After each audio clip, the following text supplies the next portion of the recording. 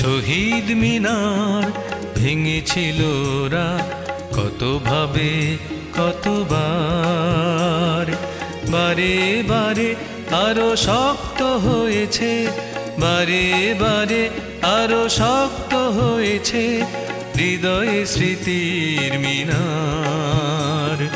মচকাতে পারে ভাঙে না কখনো, মচকাতে পারে ভাঙে না কখনো, এমনই শক্তি তার।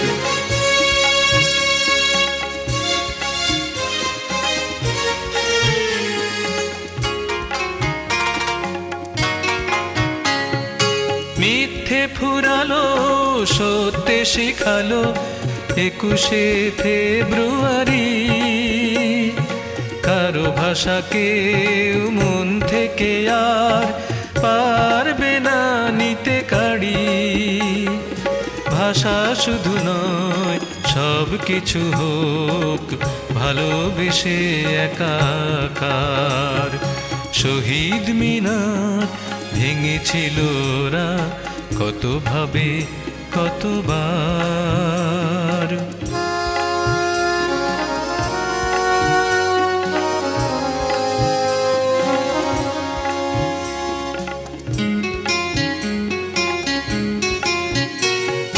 সেই দিন থেকে পথ গেছে বেঁকে সকল আন্দোলনে।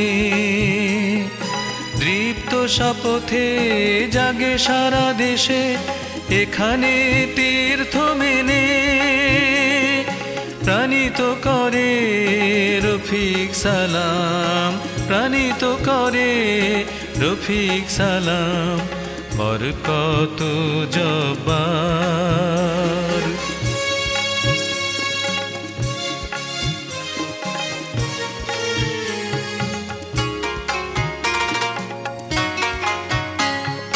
প্রতিটি বছরে ঘর থেকে ঘরে আসে 8ই ফাল্গুন।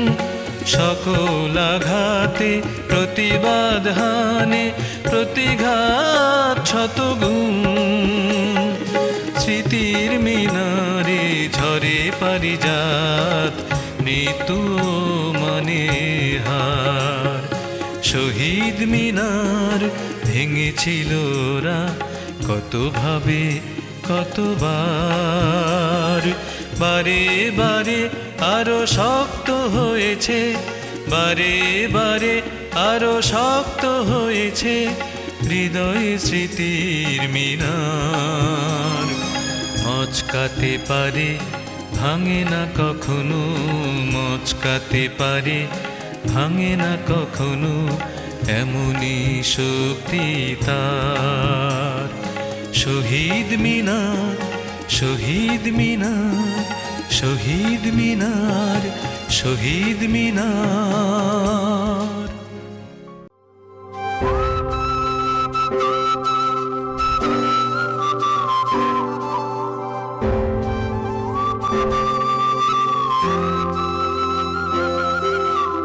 বায়ান্নয় আমি ছিলাম হাফ প্যান্ট পরা এক বালক।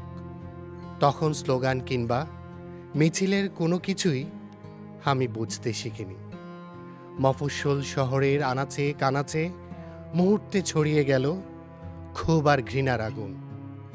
জাহাজ ঘাটা থেকে শুরু করে শেষ হলো শহরের 5 মাথার মোড়ে।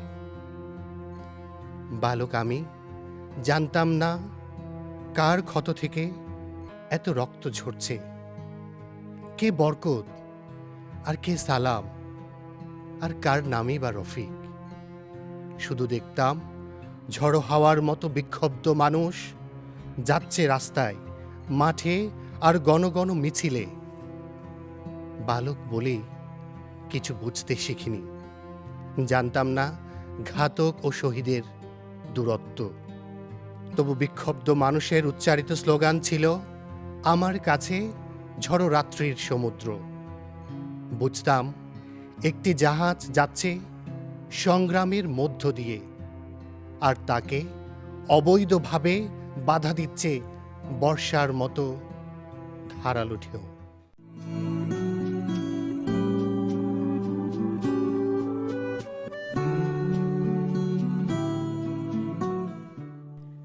কবির নাম মুকুন্দরাম চক্রবর্তী। তাঁর কাব্যের নাম চণ্ডীমঙ্গল কাব্য। কবির উপাধি ছিল কবি কঙ্কন। উপাধিটি চমৎকার। মুকুন্দরাম চক্রবর্তী মধ্যযুগের একজন শ্রেষ্ঠ কবি। তাঁর কাব্য বাংলা সাহিত্যে গর্বের ধন। কিন্তু এই মহান কবি সম্বন্ধে আমরা জানি কতটুকু? খুব সামান্য। কবি কাব্যের শুরুতে তাঁর জীবন কাহিনী বলেছেন। এ কাহিনী সংক্ষিপ্ত, কবির সকল পরিচয় জানা যায় না। তবু আমাদের পিপাসা মেটাতে হয় কবির স্বরচিত সে সামান্য কাহিনীর ঠান্ডা জলেই। তার বইতে যে পরিচয় পাওয়া যায় তাতে মনে হয় কবির জন্ম হয়েছিল ষোড়শ শতাব্দীর প্রথম দিকে, আর তিনি কাব্য লিখেছিলেন 1575 অব্দের কাছাকাছি সময়ে। কবির জীবনের সে সামান্য কাহিনী আমরা জানি, তাতে বিস্মিত হবার মতো কোনো উপাদান নেই। মনে হয় কবি ছিলেন সহজ সরল, তাঁর সারাটি জীবন কেটেছে সাদামাটাভাবে। শুধু তাঁর জীবনের শুরুতে দেখা দিয়েছিল কিছুটা সংঘাত।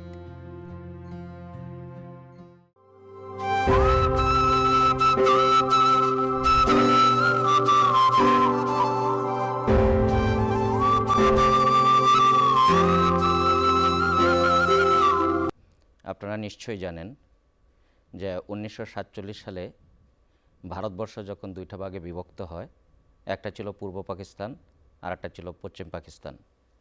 পূর্ব পাকিস্তান যেটা বর্তমানে বাংলাদেশ, আর পশ্চিম পাকিস্তান এখন যেটা পশ্চিম পাকিস্তান রয়েছে। তো পূর্ব পাকিস্তানের মানুষের উপরে সবসময়ই বিভিন্ন ধরনের বৈষম্যমূলক আচরণ করা হতো, ঠিক ভাষার ক্ষেত্রেও সেটা হয়েছিল। তো 1948 সালে পাকিস্তানের তৎকালীন যে গভর্নর ছিলেন জিন্না সাহেব, উনি ঘোষণা করলেন যে পাকিস্তানের রাষ্ট্রভাষা হবে একমাত্র উর্দু। যখন তিনি এই ঘোষণা দিলেন তখন এই পূর্ব পাকিস্তানের যে মানুষ, সেই মানুষগণ তারা এটা মেনে নিতে পারে নাই। তারা এটা না মেনে নিয়ে তারা বিভিন্ন সময়ে সভা, সেমিনার, সিম্পোজিয়াম এ ধরনের কর্মসূচি গ্রহণ করে। পরিশেষে 1952 সালে আন্দোলনের মাধ্যমে তারা এই বাংলা ভাষাকে রাষ্ট্রভাষার স্বীকৃতি দেওয়ার জন্য যে চূড়ান্ত যে বিজয়, সেটা অর্জন করে।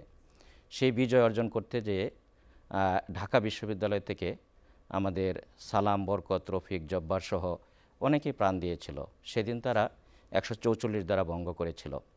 আসলে এই ভাষা আন্দোলনের যে উদ্দেশ্যটা ছিল পাকিস্তানের, সেটা হলো যে এদেশের পূর্ব পাকিস্তান অর্থাৎ বাংলাদেশের মানুষ 56% মানুষ বাংলা ভাষায় কথা বলে।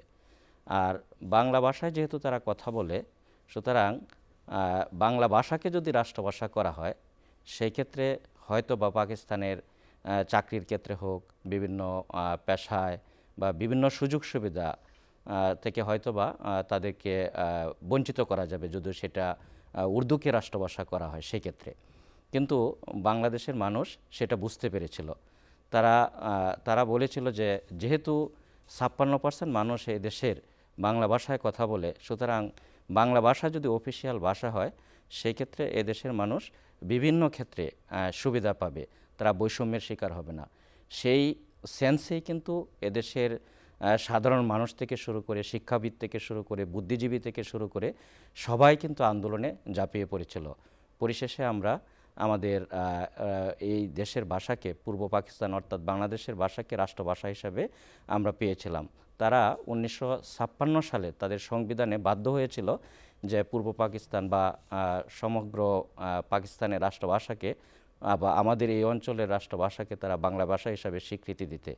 তা আমরা এই ভাষা যখন রাষ্ট্রভাষা পেয়েছি তখন থেকে কিন্তু আমাদের এই দেশের জনগণের মধ্যে বাঙালি জাতীয়তাবাদের যে একটা চেতনা সেটা জাগ্রত হয়েছিল এবং এই চেতনার আলোকেই পরবর্তীতে যখন আমরা দেখলাম যে ৬ দফা আন্দোলন, সেই ৬ দফা আন্দোলনেও কিন্তু এই চেতনার আলোকেই হয়েছিল এবং পরবর্তীতে ১৯৭১ সালের যে মুক্তিযুদ্ধ হয়েছিল সেই মুক্তিযুদ্ধও কিন্তু এই বাঙালি জাতীয়তাবাদের আদর্শেই কিন্তু সেটা হয়েছিল।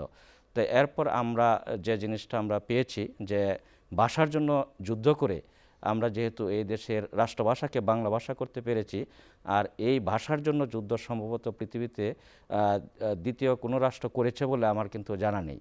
এবং এই কারণেই ইউনেস্কো ১৯৯৯ সালে আমাদের এই ২১শে ফেব্রুয়ারি যে রয়েছে সেটাকে তারা আমাদের বাংলা যে ভাষা সেই বাংলা ভাষাকে তারা আন্তর্জাতিক ভাষা হিসেবে তারা স্বীকৃতি প্রদান করেছে। এটা আসলে আমাদের আত্মপরিচয়ের ব্যাপার, আমাদের আত্মমর্যাদার ব্যাপার, আমাদের গৌরবের ব্যাপার।